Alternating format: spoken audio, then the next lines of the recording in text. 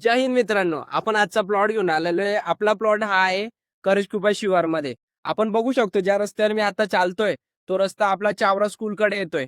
Chawra school, Taloda highway. Taloda हायवेच्या बाजूने जो रस्ता चाललाय, एक करजकुपा गावाकडे आणि एक रस्ता चाललाय रकासवाड्याकडे.